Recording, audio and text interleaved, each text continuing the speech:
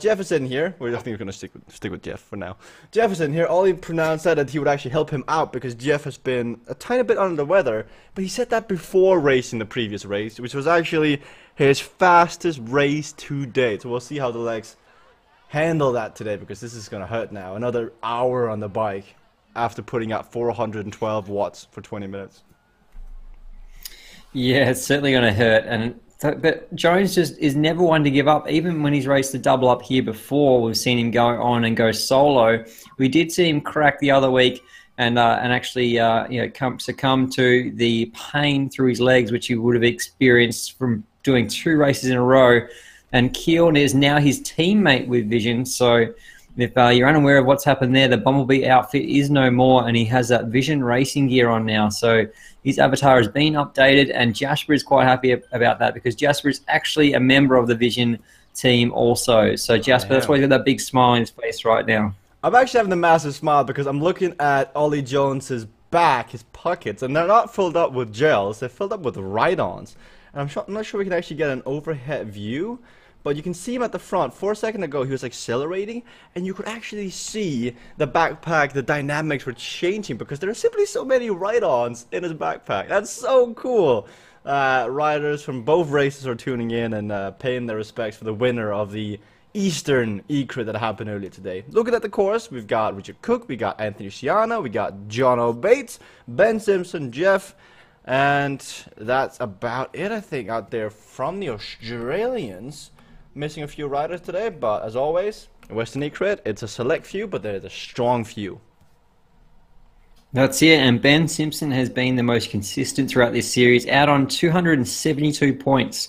So Rupert Walsh is the next one back in 193. Then we have Mikey H at 189, and then Richard Cook is on 172. So Richard Cook is one here to try and move up and edge Mikey H out. So he'll be looking to get that win here tonight. So Richard Cook has really got to take it on here tonight and not be afraid. So he'll be looking to follow those big moves by probably Keel and also Jones. Obviously, you're going to have to put out some power to match those guys, but if he can just follow in the slipstream of those riders, then he has a real chance. Go forward. All he says, he has so many regrets right now, and he's living on Coke. That Coke, by the way, is Coca-Cola, guys. But he's going to dig deep today, and he's going to give it all to help Jeff out there on course, because Jeff has to give it his all. He's currently sitting in 5th place, raced 8 races. He's won every single one of them. And I think it's been confirmed that only top 3 from the Western Division will actually qualify for the finale. Jeff is currently sitting 5th. He's sitting 29 points behind Mikey H. And Jeff needs to continuously finish top 3 in the next 5 eCrit series to actually have a chance of qualifying without the wild card. So Jeff, despite being a bit under the weather, maybe he's got that chicken noodle soup to try and help him get better, but I mean, have you ever raced sick before, Wes? Yeah, it's inevitable. A lot of the time, you know, you're on tour and your body gets a little bit stressed out, then you will pick up a bit of a flu. You just want to hope that it doesn't sort of manifest into man flu, because then you could be in a real trouble there, especially if you don't have a couch or something to lay down on. When you get that man flu, it hits you hard. But it is important that you stay well hydrated also, Jesper. While you are sick, you know, with that extra fluid, you want to try and flush everything out of the body. You want to get those hot cups of teas. If it's a bit of a sore throat, you want to use that hot cups of teas to do that hot and cold in the throat to try and get rid of that bad bacteria. And the best thing you can do is rest. But obviously, if you're under that situation and you have to race, like these races are racing tonight, you know, Keel is not feeling well, but obviously has to put the body through a little bit more stress. And the benefit of that is for Keel is that it's not a tour here, so it's a one-day event. So he can lay everything on the line and probably won't do himself any favors for the next couple of days, but hopefully he'll be recovered by next week to take on this series again, to make sure that he gets in that top 3 to finish inside those points, to get that invite down to Melbourne Rafa Store to take part in this finale. We're sitting on the back now on Jeff, and he's also at the back of the pack, spinning out 6 watts per kilo. Heart rate is a bit higher than it usually is. Maybe that's due to him being sick, and his heart is pumping so fast right now to try not to panic, to pump blood around and get him going. He is reacting to this and popping a boost power up, a draft boost power up to try and get back into the bunch. But if you are Ciano, if you're Cook, if you're Simpson, This must be music to your ears. This has got to be like the Bach symphony, because Jeff is not feeling well. He's been the guy dominating them for about 8 weeks straight on. Yeah, and I guess they would be feeling a little bit more confident about trying to take on Jeffrey tonight, making sure that they don't go easy on him, because he has certainly not gone easy on any of these riders throughout this series. He's making sure that he's turned up the screws each time those other key players on points are under any pressure. He will wind up those screws, so they won't take it easy on him tonight. Knowing that he's a little bit under the weather, they will certainly keep pressing on with this. And we see Jones up the front here. Bates is following some moves as well, and Jeffrey's getting a little bit distance here. Also, just getting backed off a little bit by these other riders dropping the wheel. This is early on. This is only 5 kilometers in. We've still got all 7 laps to race, and Jeff is already sitting at the back. Just by finishing today, he's guaranteed a 7th place, I think it is. But that doesn't do him any favors. All the guys racing tonight's race are above him in the rankings still. So by finishing 7th today, he still loses ground, at least 7 points in some of the guys in the top. At 7 points with 5 races left, that could be night and day. That could make all the difference, considering that first place gets 20 points, second place gets 19 points. So if you continuously keep winning, let's say you recover next week, second place is still going to get 19 points. You only take 1 point over the next 5 races. And if you lose 7 points today, maths tell me it's not possible to take that back. No, and that's the other thing here, that Jeffrey may not be feeling very well, a bit under the weather, but also, psychologically, you can sort of beat yourself down as well. Knowing that you are sick, your body probably still could produce some of the power, probably not to the absolute limit of what you'd usually do, but also it's a bit of a mental game to pull yourself out of that one. So we've seen Ben Simpson do that a couple of times when he's been sick throughout this series, and he's actually finished 3rd on the stage. So it was one of his best rides. That was going back a couple of weeks there. So yeah, it's important not to write yourself out of this, even if you aren't feeling well, because your body can push there and go to those limits. Probably not as high as what you would be if you're fit and healthy, but you can still fight on.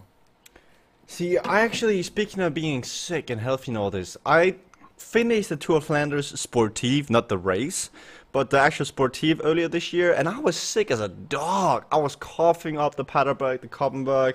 I was like snot drilling out. That is not fun, having to put out a major effort while not being at your best. As you said, psychologically, it's more of like a down on your mind, knowing that you're not at 100% breathe capacity, like you can't actually absorb the air that well. You can't get muscles turning. It just sucks. It just sucks. So everyone out there, hope you never get sick.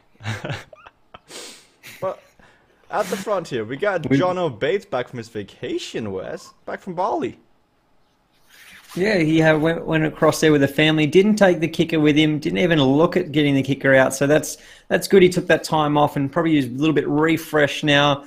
Most likely, he looks like his avatar is sporting a little bit more of a tan as well. So he's soaked up a few of the rays on that vacation and transferred that across to his avatar. So Jono Bates has really picked up this series. He was further down the line out of that top 10 when I first started commentating, around in 15th place or so. So he's jumped right up there amongst that now and is really excited racing this each week and is loving the call-outs and said that it's inspired him to get in amongst it and get training. So that's really good that people can come into this series a little bit later and really pick up and flourish throughout this series and use it to get their love back for the bicycle, not obviously just indoors but outdoors as well. So that's really cool that Zwift can provide this platform. Back from Bali. I hear Bali has some of the best cycling places to go. You ever been? I've been to Bali once before for my honeymoon. I didn't take my bike though. We went climbing some volcanoes and some other things, so I did something a little bit different. You don't need to go to Bali to climb volcanoes, mate. You're on Zwift right now. Yeah, I know, they're on Zwift, but back then we didn't have Zwift, so maybe I wouldn't have to spend so much money. I'm sure my wife would have probably appreciated the trip, though, instead of going there virtually. But these races here now... Imagine her reaction these days if you went, hey, honey, do you want to go climb volcano again? She's like, yeah, I loved it. Just give her a kicker. There you go. Jump on. Jump on. That's funny because my brother, actually, his wife, who isn't really a cyclist, is on Zwift also now. So I know that my father's on Zwift now, and so Katie has been on Zwift and riding. So my brother's wife has been riding on Zwift. She's not a cyclist at all, but she actually rode away from my dad, who is a cyclist, and left him for dead in one of the group rides. So that was a little bit demoralizing for Dad. So he's got a bit more training to do before he jumps back on Zwift for the next group ride. Like, the takeaway from that story, it's just so cute. Like, you don't need to be a cyclist to be on Zwift. It's like a spin class. Not everyone that goes to a spin class are cyclists. They just try to, you know, stay fit. And Zwift can be used exactly the same way. But I would have loved to see video evidence of your dad versus your brother's wife. Just saying. Yeah, no. I got told about it, a couple of days later. Obviously not by my dad, by Mum passed on that info. just to say, don't pour too much salt on the wounds there. But yeah, it is really a good platform. You know, that even people that aren't from a cycling background that can get involved. I've had other friends that have used Zwift to, you know, that aren't cyclists, to lose weight as well, because there is that fun side of it, like you're saying with the spin class. You know, other friends of mine have lost 10 kilos before their wedding using Zwift. So nice. There are lots of benefits to using Zwift as well as racing this eCrit series. Oh man, before we go back on topic on the eCrit series, speaking of people that do not cycle but who Zwifted, the most popular stream I've ever done on my old YouTube channel was of my sister racing on Zwift. The Richmond course, 3 of the toughest hills on Zwift, and she raced that course 2 laps. That video has been seen by I think 20,000 people, and it's just me and her bickering back and forth. You can do it, no I can't. You can do it, no I can't. And it's so fun.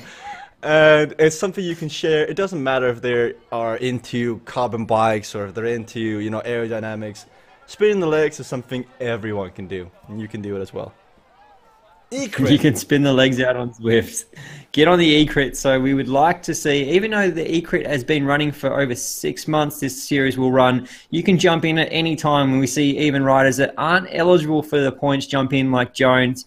So Jones is a Kiwi, so you have to be Australian to be eligible for the series. But that hasn't stopped Jones coming up each week and racing here and actually winning the races as well. So obviously not outright through for the points, but still in amongst it, really taking these other races on and challenge them.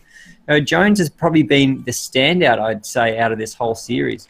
Definitely. He's definitely been the Viking warrior of the bunch, fighting for glory every day out on course. Love following it, but I think, like, despite all the love Jones get, I just want to say Anthony Ciano, Cook, Simpson, Steve Yates, Ruben Walsh, who's not here today, John O'Bates, these guys, they've raced since, like, what, race 2 or 3 of the Western eCrit. They don't, I mean, they're broadcast here on Zwift Community Live and on Mixer and Twitch. The Eastern eCrit is broadcasted on the main Facebook page. They don't get the same amount of, I don't want to say glory, but they don't get the same amount of public love, yet they continuously race, and they continuously put out numbers, and they just care about personal improvement, which is a really noble thing to do, and I really respect all these riders for putting out the efforts. Because honestly, I think the Western eCrit is more demanding because the draft is smaller. So if you get dropped, there's no Chinese superbike to get onto. No, you have to get back on yourself. So that's just my 2 cents. With that limited number of riders, yeah, it can be also a little bit of a challenge, like you said, if you are distanced and you haven't got those other pedestrians out on course and those other people in the group to drag you back to it. So once you drop out of here, we have seen that early happen a couple of weeks back also with some of the riders going full gas out the front. That will be most likely Jeffrey and Jones that sort of distance everyone from the start. And I think that Rupert Walsh actually went across with him, if I'm correct, and held on for some time there, and then couldn't quite match the pace of him, dropped back, and the main bunch gobbled him back up. But he was lucky enough to get back in with the group. So are a lot of different scenarios how this race can pan out. And the last, actually in a couple of weeks' time, we will see them on the Richmond course. So it's a course that hasn't been run before. And we were saying it's going to be a very, very flat course, obviously pancake flat. So that will be another one to play out for the sprinters. So likes of Ciano would really, be loving a course like that to challenge those other people that want to go for that sprint. Obviously, Keel and Jones, if he rocks up again for the Western, will be the ones to challenge for that. But it will make it a little bit of a different racing, Jesper. I love how those in charge of the Zwift calendar took a spanner. I know this is a pen. They took a spanner and they're like, let's just throw it in the works. They've never raced Richmond in this course yet. At least I don't think they have. Not a televised broadcast. Let's make like the third to last or second to last race on Richmond, where everything is on the line. There's like 3 points separating whether or not you're getting an all-inclusive trip to Melbourne, or you're gonna stay home, eat Doritos, have a beer, and watch the actual finish. I mean, how cruel is that? But how nice is that at the same time? It's so good for us, the spectators, but the racers must be furious. Yeah, and give us a shout out there. Whoever isn't going to be able to make it to Melbourne when we have the final round, who's gonna have a Zwift party and invite their mates around to watch their mates race on here, or they might have some other friends that they've raced with back in the day when they were juniors, and now he's racing this eCrit series. Whatever the scenario is, just tweet that. Oh, sorry, not tweet that. Sorry, post that on the Facebook Oz page and let us know if you're going to have your own Zwift eCrit party. Why not just, if you're going to have your own party, why not just make the trip down to Melbourne? I guess it's the West Coast for these guys. So Melbourne That's what will I'm be thinking, quite the yeah. trip. Yeah.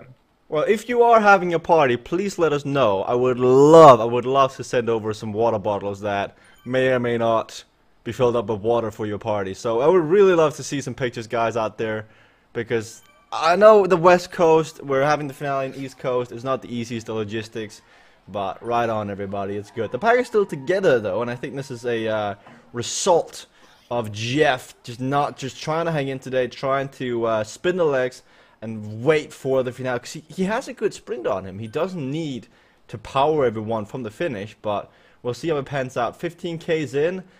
The pace has been relatively around 3.54 watts per kilo, so they're definitely keeping something back for a potential push at some point. But if you are Ciano, if you are Bates right now, you must be really happy that it's still together at this point in the race.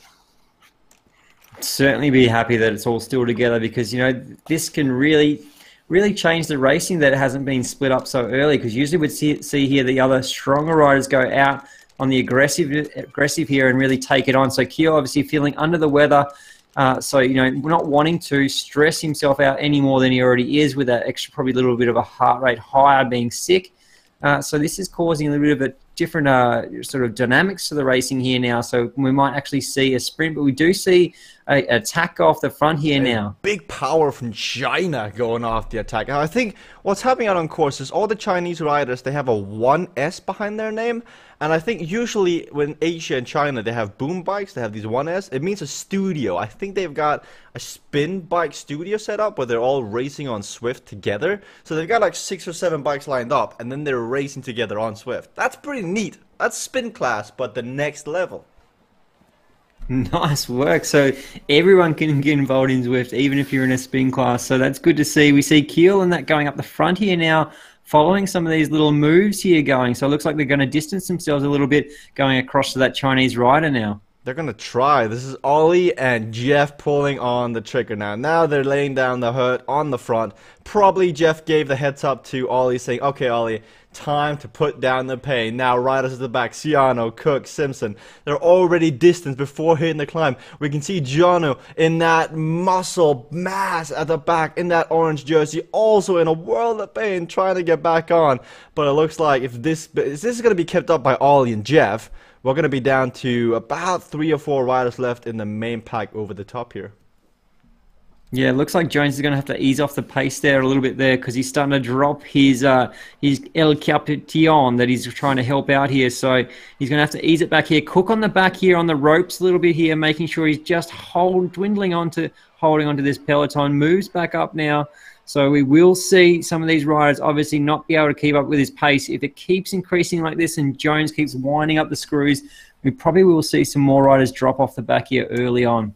Maybe, yeah, he's doing it again now. 6 watts per kilo at the front. 20 minutes in. We still got another 35 minutes of racing out on course, and he's forcing everybody else to react. This is, on a good day, this is what Jeff would have wanted. He would have wanted the pace as high as possible to just dwindle out everyone else, to make sure that it's an elimination race. People drop off the back once they have nothing left, but it looks like a different scenario today. This is unknown territory, uncharted territory. I kind of like it though, Wes.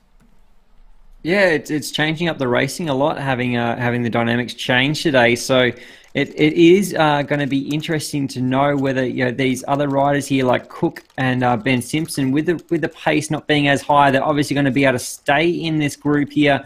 And some of them have a good finish here as well. We saw Simpson have a really good finish last week, finished up in third place. So it will be a bit of a change to it here now with the racing. So I really hope that these riders can keep this pace at a bit of a lull, so we can see a bit of a sprint finish here, Jasper. I reckon it'll be good with a sprint finish. Definitely. It's been a while in the Western eCrit since we've had a sprint finish due to the dominance of Jeff. It's like polar opposites from the Eastern eCrit. Eastern eCrit is always a sprint finish. Today was a breakaway. Maybe we'll see a sprint finish in a Western eCrit, which is always a breakaway. But as Ben Simpson's coach, Wes, he will be officially qualified if he finishes today. Just to get 1 point today, I think he's officially qualified and out of reach for anyone to knock him over the top. Do you continue racing the eCrit, or do you stop and start focusing on training? Well, he also races mountain biking. So this weekend coming up, he'll be racing a mountain bike race, so a series that is local to him. So he's going to be racing that mountain bike series. So that's obviously some importance as well to Ben. So I've structured his training a little bit lighter after this racing tonight to feed into the weekend for his mountain bike race.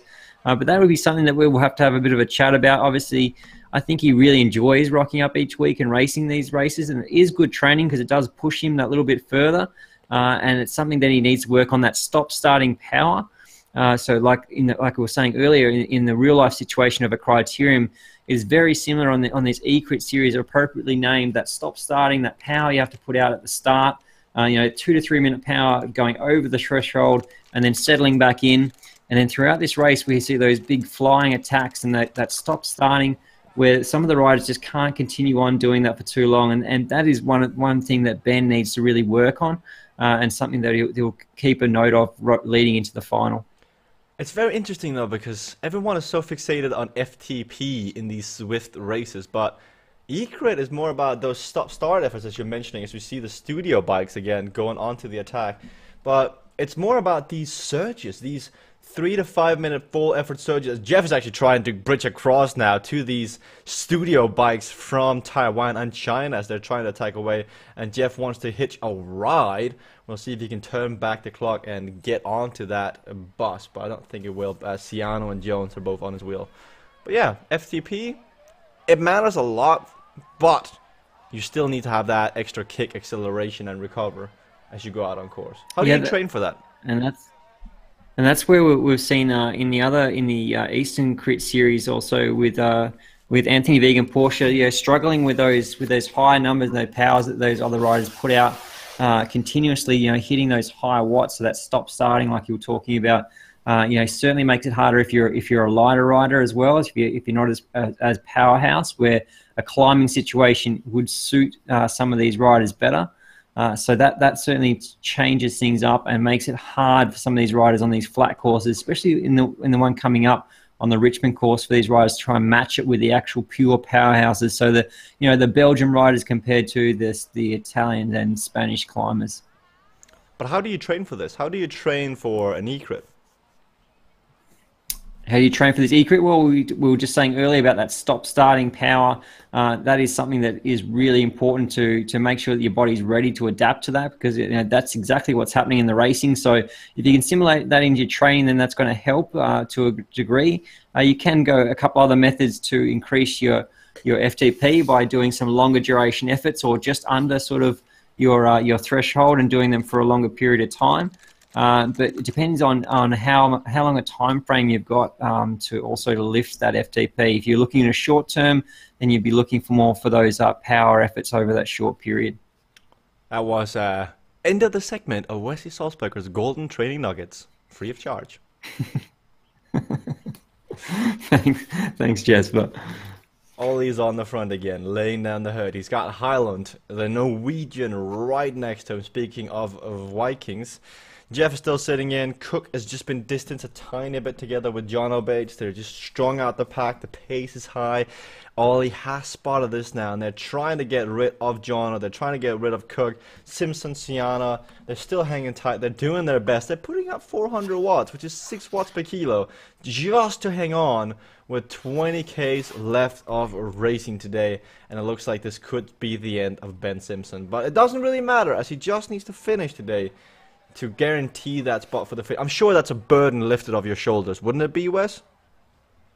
Yeah, having that huge buffer lead is obviously really good. He looks like he's going to slip on the slipstream of one of these spin bike riders here, so he may enter back in here. He needs to lift that cadence up now because he's down to that 70 zone there, so using a fair bit more of the muscle energy stored there. So that sort of strength work he's doing there. So he needs to probably lift that cadence back up now towards that 80 mark and start to spin it out and recover with the breath here and get his breathing back under check now. It's just going to be tough, though, because you see that cadence is down. Usually that means you're starting to struggle, and now he has to spin over the top and continue over the top. As we're staying with Ben Simpson for the duration of this climb, he's sitting on the back here. Cadence is still not coming up. 400 watts, 6 watts per kilo, and the gap is made of 2 seconds. But now over the top, he's popping that aero power up. He had the aero, he panicked, and now he's using it to try and bridge across. Smart move?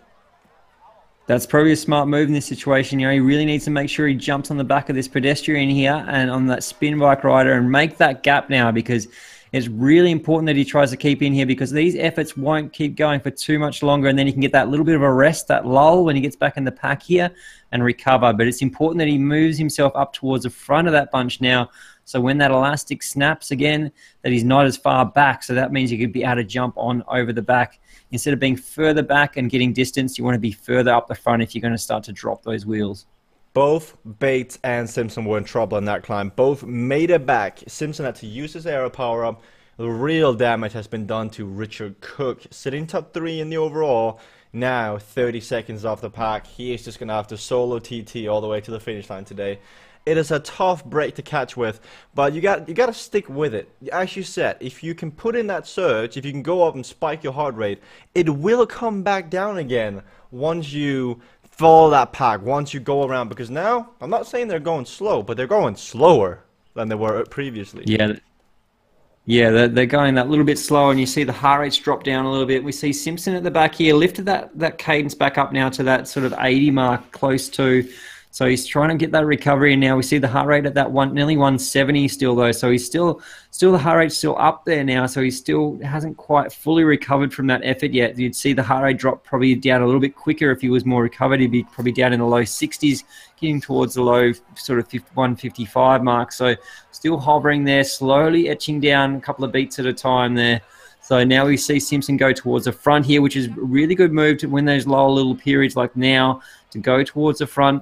Use that extra bit of run up that you've had from making the move back onto the pack, and make sure you stay up around that front area there, because like I said, if you get distance, you don't want to be getting distance if you're already starting from the back. So like in real life situation, you wouldn't want to sit at the back of the pack if you know you're not very strong on the uphills there when they're putting that surge in. You want to be starting at the front, and then you got that little bit of drift, so you can drift back through the pack.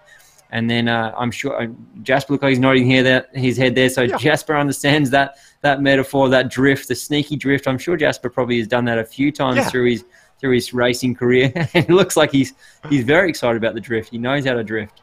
That's the one thing. So the 2 courses I can do around me, they are flat, but the finish is an uphill, 200 meters draft or small incline. What you do is you make sure you sit top 5. And if you're not the strongest, you'll get over the top. It'll flatten out. But if you start top 5, you'll get over the top in like 15th position. And what you've got to do is then just accelerate again and go around. Bam, you got it. That's never succeeded for me yet, but that's at least what I've been doing. So. At least you know the metaphor, so that's good. If you keep at it, then maybe it will pay off. What you got to do is, if you want to learn good strategies, go back 2015, watch Quick Step Floors. Well, Essex Quickstep back then. They were the king of good strategies. And then Omelette Head Newsblatt happened, and they lost at 3 versus 1 versus Ian Stanner. But nobody mentions that anymore. If you want to learn strategies, watch Pro Cycling. There are some fantastic moves on display. Wes, what's your most proudest move you've ever done on the bike? Ooh, proudest move probably would be making the breakaway at Paris-Roubaix. I was absolutely scared out of my wits the night before, up watching YouTube clips of all of the crashes, and I just didn't want to go through the Arnberg Forest in the peloton. I was just dreading what would happen if I was in the main peloton.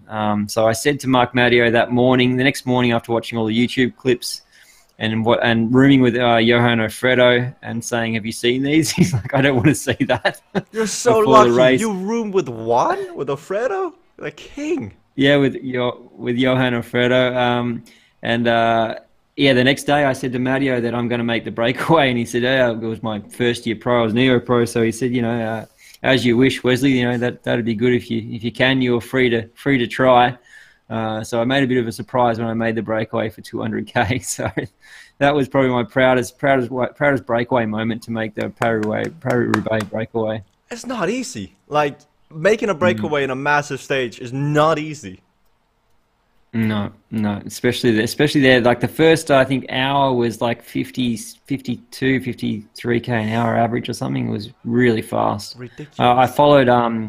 I followed Greg Henderson as wheel to make sure I made the breakaway. Coach Hendy, who's also on Zwift now, which is quite relevant. So Coach Hendy followed Coach Hendy's wheel, and I found myself in the breakaway. Well, he was known, or I guess he still is known as the best lead-up man in the world. So not bad. So I knew Hendy was quite quick, and I knew he'd be keen on getting up the front, so he could, be out the front there for that. I'm pretty sure he obviously was still in the same team as with Greipel there, followed Greipel all the way through.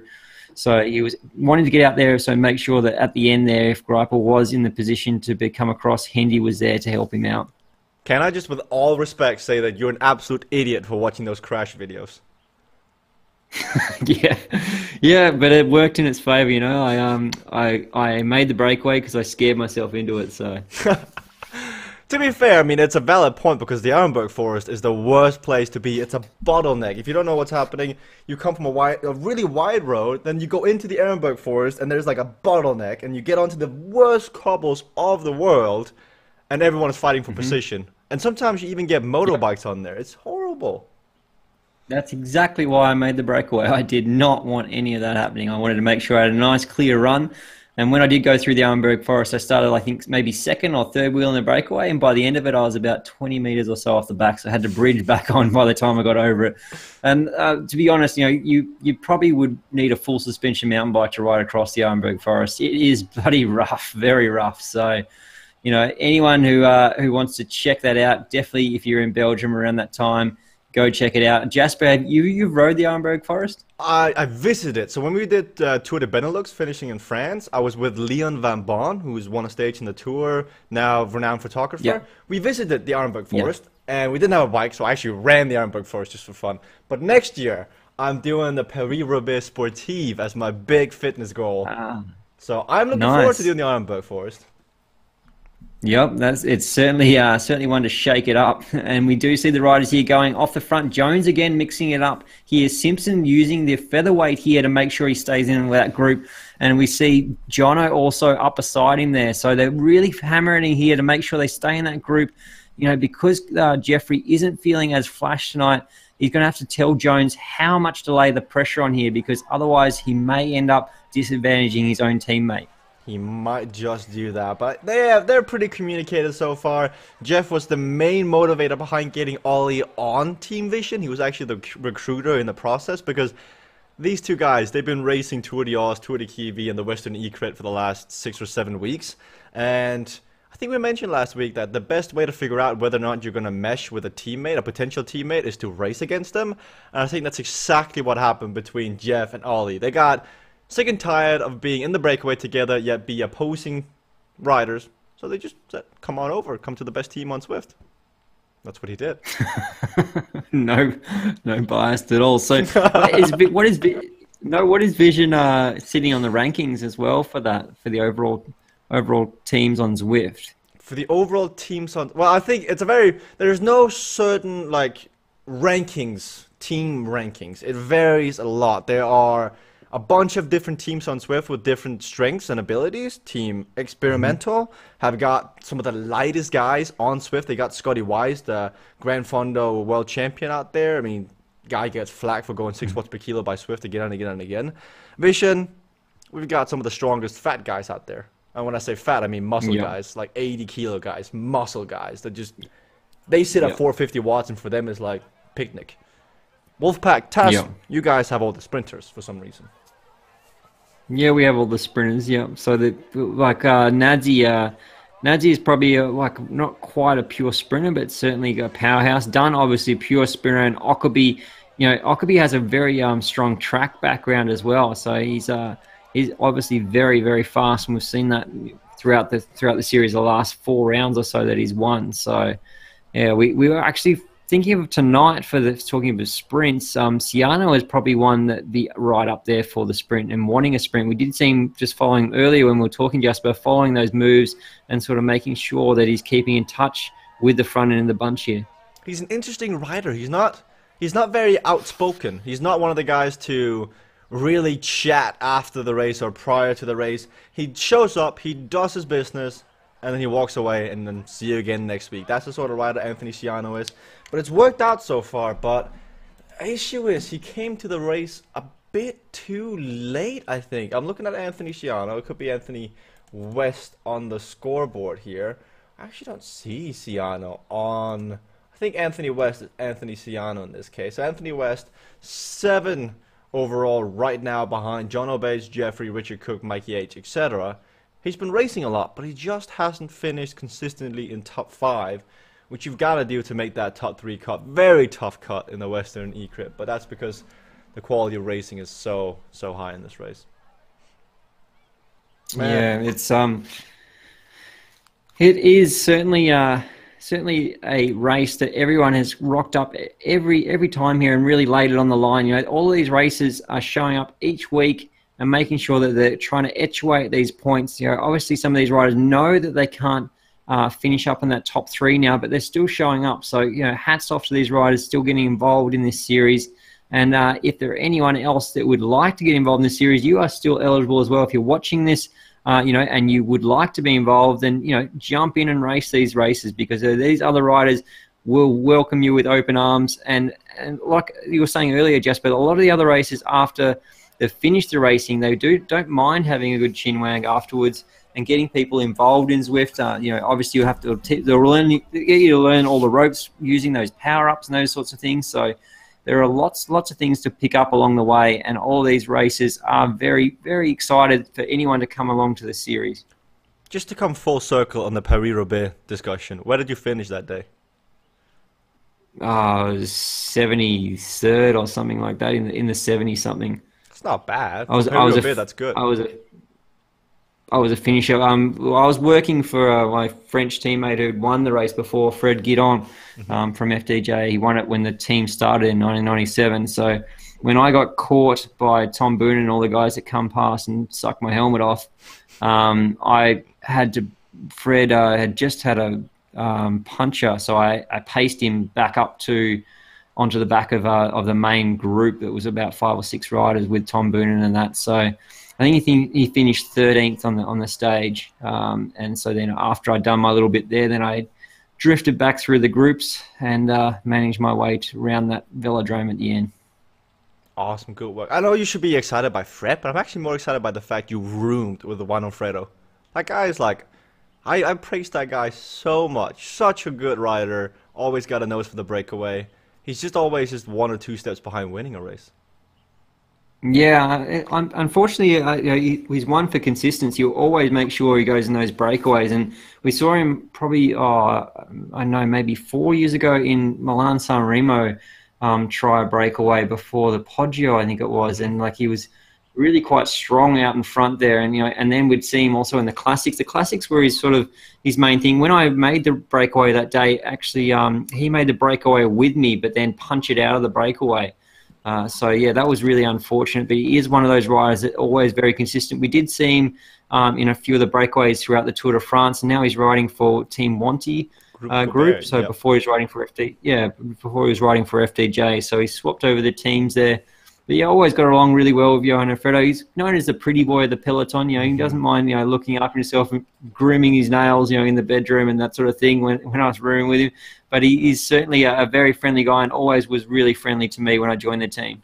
Man, that's just the French way, though. I mean, always pretty boys. But Juan Alfredo is, I think, the most famous moment actually on YouTube with Juan Alfredo is in Paris-Roubaix when he had a lapse of judgment and everyone like left this piece of road furniture in the middle. Everyone was like pointing to it. Juan Alfredo zoned out, hit the road furniture like that, and he just stumbled up. I'm not sure if you've actually seen that clip, Wes, but it's got like 80,000 to 100,000 views on YouTube.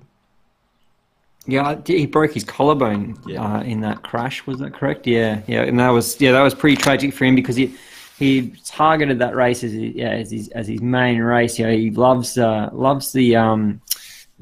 cobbled races as well. And he's quite a good climber, but yeah, the cobbled races he really that was his main focus for all the classics. So it was really disappointing to see him crash out. Speaking of crashing out, Jeffrey Keel has thrown in the towel. 20 seconds back. He's being paced by Oliver Jones to try and get back on, but this is something we're not used to seeing. Jeff, 17, 18, 19 seconds back on the main peloton. We're going to have a new winner for the first time in 9 weeks in the Western eCrit. Is it going to be Sciano? Is it going to be Bates, Simpson? Cook is out. Anthony West is up here as well. It's going to be interesting. Yeah, so this hasn't happened yet before. So usually we'd see the other riders sort of chasing back on to the likes of Jeffrey, but now the tables have been turned. Like I said, these races will not take it easy on Jeffrey because the same things. The tables are turned. Jeffrey would definitely not take it easy on these riders, and he hasn't done throughout this whole series. So these other riders now will be, licking their lips a little bit to make sure that they make Jeffrey suffer a little bit here. And keep themselves working together. So it's in the interest of that group to try and work together here to keep that distance from Jeffrey because he has got a teammate back there with Odd Jones pacing him back up there. So team vision now that Jones has been part of. The Bumblebee no more. He is pacing up Jeffrey here to make sure that he can try and get back on there. It's going to be very difficult from my understanding, looking like that gap sort of increasing 30 seconds now.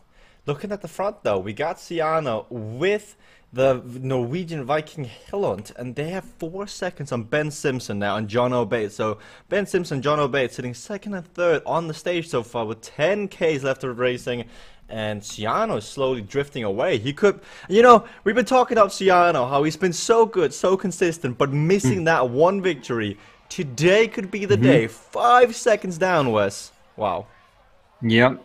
And that's where I said the Sciano he doesn't have a bad finish on him, but he always is usually pretty consistent. But now today is going to pay off for him. He's being consistent by staying with these front riders here, making sure that he sticks in there with them because he's got that little bit of a different distance here and that buffer on Ben Simpson. So he's going to make sure he holds onto that now. John O'Bates is putting in a bit of a dig here now up the home straight to try and just edge back that gap now, but I think it's going to be a very strong feat with 1 lap to go. 10 laps to go, 10 Ks to go, 2 laps to go, sorry, 2 laps to go. Don't whistle the bells just yet. No, but this actually changed the dynamics because Bates and Simpson are now dropped from the front group, and this puts it in a team pursuit race. It's going to be John O'Bates and Simpson versus Ollie Jones and Keel. So he could actually get back on and manage to take second place for Jeff still, despite being sick. Yeah, so, but will Jeff have anything left in the tank for the sprint? That's the other question too. If he's suffering here holding the wheel, then these other 2 riders here may be able to actually edge Jeffrey out for the first time in a sprint. It'd be interesting to watch, but in case Jeff does edge the other guys out, I think he owes Ollie not only a beer, but I think a case is more than justified today from seeing. Was that a monster? Wait. Monster? No, solo. Oh, so we'll see Sciano win. We'll see Sciano win here solo from these other races. See, the fact that it was so nice and blended in with the rest of the London behind you, it looked really, for a short period of time, it looked like a monster, and there was no way I thought I would never see you drinking an energy drink, Wes. So, okay, faith restored. a monster at what, nearly 10 o'clock at night. I I don't think that'll go know. down too well. I know. I was gonna daddy up on you for a second there. Ciano's still out in front here, following these other riders, making sure that he doesn't let the wheel go here. He wants to get that little bit of a sit here. Use those other riders in this group here to make sure he keeps that distance from Ben Simpson. So he wants to make sure that he holds on to that 20 points that's up for grabs tonight. Good work though. Looking further back, Oliver and Jeff are coming back now to Jono and Ben. They've got a 10-second difference now.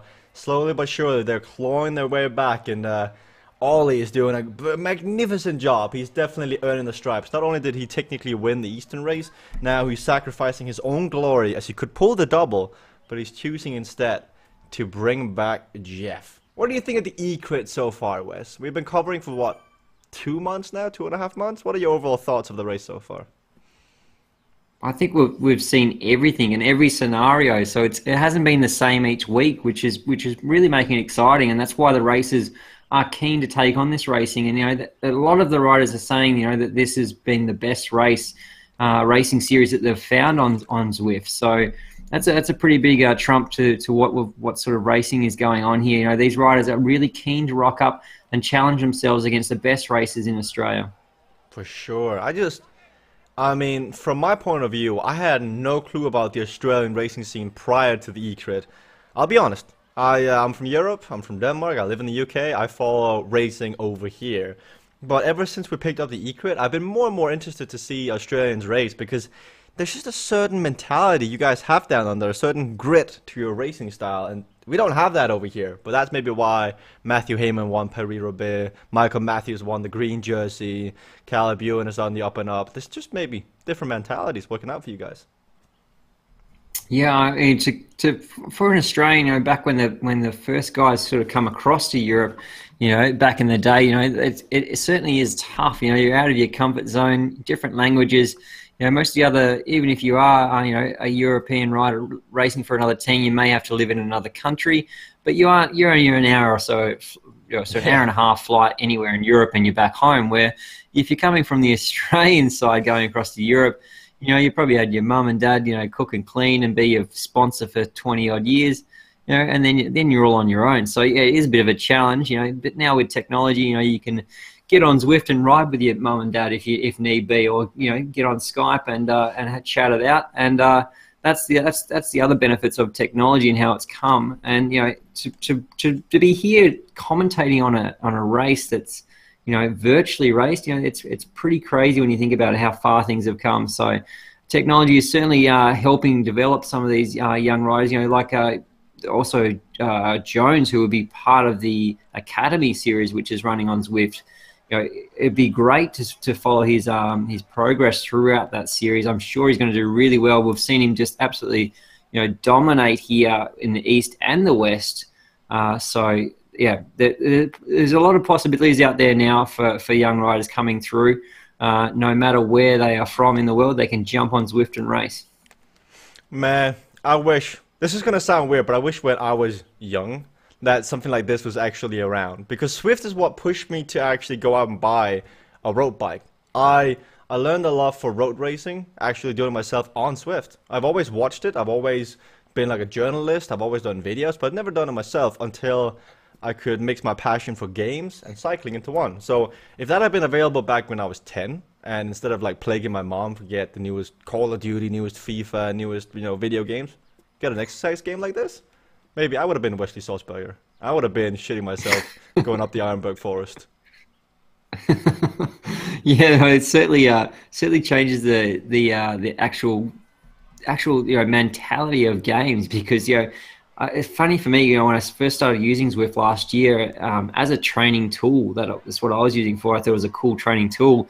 It wasn't until later on that I realized I was actually playing a game with my legs. So it's pretty interesting to think of it as a game, because I'd never really thought of it that way. But at the end of the day, it is a game, but it is a very fun game to play with your legs, and you certainly feel the benefits of it afterwards, outdoors with your training as well. Yes. So not to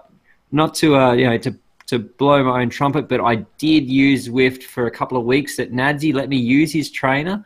and said, you've got to try this Zwift out. And I was really keen to and interested because I'd seen on Strava that he'd been riding on a tropical island in the Canary Islands. And I was like, I saw him yesterday. He wasn't. So that was Watopia Island. So I wanted to check out where this virtual world was taking place. So I went across to Nadzi's pain cave that he's got underneath his house, tried out Zwift, loved it, rode it for the next couple of weeks, and then went across and raced Tour of Philippines and won a stage there. Hey. So, yeah, there you go. Well, it's just a testament because Wesley won the Tour of Philippines. Look, a stage, sorry. Stephen Cummings broke his collarbone a month later after doing, I think he was doing 3 a days, like in the morning, in the afternoon, and in the evening on Zwift. He went out to win the road race, the British National Road Race, and the time trial. There's no way you do that without Zwift. I work for Zwift, there's no secret. But if you have a broken collarbone, how are you supposed to continuously train? How are you supposed to keep your legs fresh? Turbo trainer, but you don't spend hours on the turbo without Zwift. No, but that's the thing. You can do this on the turbo trainer, but you know, who does it? No one does it because it's not motivating and it's not exciting. Where Zwift just adds that little platform there of being at a game. You know, it's motivating. People get on there. You know, Heyman, no way that he would have come back and won Roubaix without Zwift. Without that, you know, that extra motivation there, you could see his little avatar on the screen. You know, he had his ladder set up there with his arm perched up on it, watching his little avatar on the screen, and you know, and it really inspired him to motivate him to continue on with his training. And you know, that's you know, hats off to Heyman because that obviously the game helped him, but he put all the work in as well. So that's where if you put the two together, you come out with victory. So. Let's see these riders battle it out here now. We're coming up under that banner here now. So let's get that bell rocking and rolling if I can find it. Well, if you can't find it, you might have a tough time getting home tonight. Here we go. Let's go. Final level racing. Wendy Superfan will bail us out for the eCrit final. I've put the shout out to her. Actually, Wendy Superfan, there is a bottle that is being sent down your way. So you should be able to pick that up from Holly. So Holly has taken your bottle down, so she'll be in contact with you via Facebook. So I saw Holly the other day that come up Launceston Way, so I know that she lives down Burnie Way, so she's going to pass on that bottle you. So right on to Wendy Superfan. Look at Nice West, taking care of the locals, taking care of the people that take care of us. The Zwift community, that's what it's all about. So these riders here now have gone under that banner now, have the sneaky bell there. And now they really, really need to start focusing on what their aim is and what they're going to try and get out of this finish here now. Because obviously Jeffrey is back in there with them, so that's changed the dynamics a little bit now. So they really will have to make sure that whatever their plan is, if they're going to attack or if they're going to wait for the sprint, that they execute that to a T. Because you know, having those power ups now is very vital. Also, if they're coming down to a sprint, now they need to make sure they have that aero power up.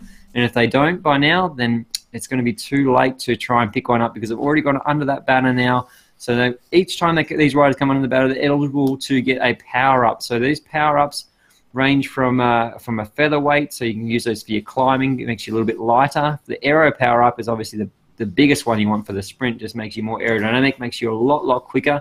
Huge benefits to that. You get a drafting power-up, which will help you sort of do the shake and bake out of the slipstream of one of the other riders. And then after that, you have the experience one, so the old plus. So that's one of Jesper's favorite ones. He loves the experience one because all those points do go towards unlocking the Tron bike if you're into those sort of things. So that Tron bike with that nice big, you know, we did see a couple of riders rocking that early on in the other race. We haven't seen too many Tron bikes out here tonight. But it's that glowing. Oh, there's one in there. There we go. So see that glowing Tron bike. So you are eligible to get that throughout this series, throughout the series, you are eligible to pick that up via Zwift anytime you're riding. So each time you get those points, you are unlocking bits and parts of the games, and they can be different hairstyles now, can't they, Jesper? Yes, and caps and socks and everything to up your game. But on the topic of experience, man, 3 days ago, I hit level 25 on Zwift, and then I chose to race on Zwift the next day. Out of 7 times in the volcano circuit, 4 of the times I got experience power-ups. I was already level 25. That's like a slap in the face, Zwift. That is just, you made it. You're level 25. Now take all this experience. You just work so hard to, you know, ride to get. But it is what it is. It's what makes it fun. Game is a game, and there's always going to be ups and downs. I think they knew that all the effort that you've been putting in, that you didn't even need the power-ups. That's how much confidence that Zwift has in you, that you didn't need the power-ups. You just needed that more experience just to keep powering on. So hats off to you there, Jesper. Hats off. Looking back here, Ciano has a 1 minute gap. So barring any injuries, any technical difficulties like Pat Shaw earlier today, Anthony Ciano is going to win, I think his second race so far, maybe first one in the Western eCrit. Looking further down, Jeff is sitting at the back trying to hang on. We got Ollie putting up the pace. Ben and Jono are in here. Jono is really, he's going to have to do his best to knock off Jeff in the sprint, because looking at the results in the league, we got Jono Bates in 6th place, 11 points behind Jeff. So Jono really needs to beat Jeff today to get a chance to go further up. Richard Cook is going to lose a lot of points today, putting Kiel further up, and Jono's going to go further up. So Cook is going to take a big blow. Mikey H not going to get points today. That 3rd spot, Wes, is going to be so close. That 3rd spot is going to be close, so they're really going to have to battle this out. And it's coming up into that final that uphill here, so that's going to start to play things out for these riders. They're going to decide whether to take on the sprint or the attack. So Jeffrey probably won't be going for the attack here, I wouldn't imagine. He'd be probably saving it, knowing that he's probably the stronger rider to use that acceleration and that power here. So we always see Jono, is that Ciano? No, sorry, I got a little excited there. 1 minute 20 in the front. It's Ciano who is going to cruise to the finish line, and we're going to go back and watch the other races. Congratulations to Ciano. Because that jersey there was the same as Bates. I thought Bates had done a fly here, but it looks like Bates is going to, he's going to start to do a move here, is it? Jono Bates has decided to test the legs. And the other riders are looking like they're riding up beside him here now. So Jones is playing the policeman here now, sort of coming to the front, and he'll hold that pace to make sure none of these riders sort of distance themselves here. And it looks like he's ramping up the pace. I don't know if this works in the favour now of Kiel, because Kiel is off the back a little bit here. It's exciting to see. Ollie's on the front, putting down the pace at a comfortable rate of 6 watts per kilo. John is there. Ben is there. Ben, I think Ben is licking right now around his mouth, because he can taste, he can just sense that 2nd place. He's worked so hard, and he's actually the one accelerating the hardest over the top, trying to really put Jeff in a world of hurt. And it's working so far. Jeff sitting at the back here, but it's still Grupo Compacto over the top, as Ollie is going to go back and lend a helping hand to Jeff.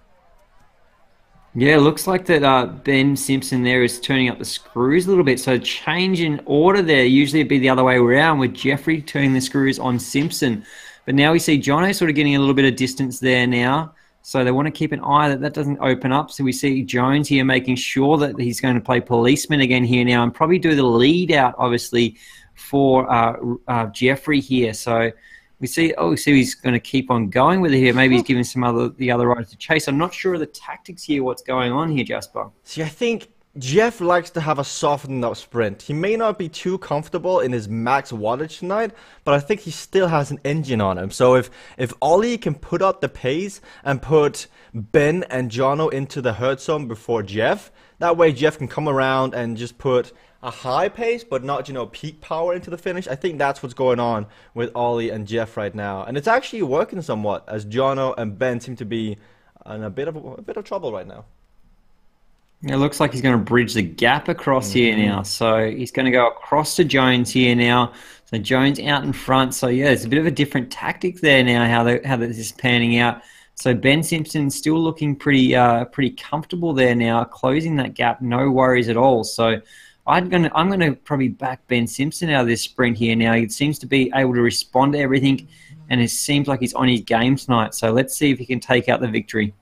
He did use an aero power-up earlier in the race to hang with the best, so question is, did he get another aero going into the sprint? If he did, yes, he's a major favorite. If not, it's going to be difficult to beat Jeff, but now they're ramping it up. You've got the power of the numbers here. Jeff and Ollie at the front. Ollie now 8 watts per kilo. Jeff 10 watts. Ollie's popping the arrow. He's leading out Jeff. And we got Ben sitting all the way at the back. He's got nothing left. He's got another arrow power up, but he's boosting it too late. He's going too late. We're falling the back of the sprint here. Jeff is already way off the front, and it's going to require a massive effort from Jono and Ben to get back on.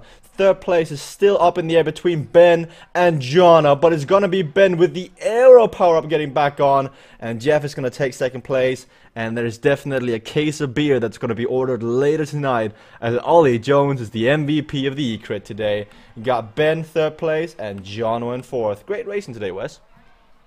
That was real. I didn't know what was going to happen at the end there. That was really exciting racing at the end there. I did think that those races were going to have to actually really battle it out with Jeff. But Jeff, in the end there, did have the teammate. I think that definitely played in his favour, having that teammate early on, being able to help him get that gap back when he got distance early on and drop. So really good effort by Jeffrey to recover from that and to back himself 100%. Obviously, Jones was giving him the full support there. So that's awesome teamwork. Great job, Jesper, by Team Vision. In the end, it's just the fact of having a teammate there. They popped their aero power up at the same time. Ollie let out Jeffrey at the exact moment. Ben couldn't react. Jonna couldn't react. And when they finally launched the sprint, the damage was already done. Ben might have had the best sprint of the day, but it all comes down to positioning in the end. 4 races left, Wes. 1 month left. Tune in next week as we'll be doing this again. It's good. It's going to be the same again. So probably Jeffrey will be maybe recovered from his sickness. So we will see him probably trying to distance himself earlier on in the race. But otherwise, it will be interesting to see if he has backed it up from this race here and can continue on with another win next week. I've got to go get lunch. I've got a race in about 4 hours. So good to watch all you guys race. You've inspired me. Wes, I know it's late. You got to get home as well. If you like this broadcast, hit the like button below to never miss another broadcast here on Zwift Community Live. Mixer, Twitch, wherever you're watching. And we'll see you guys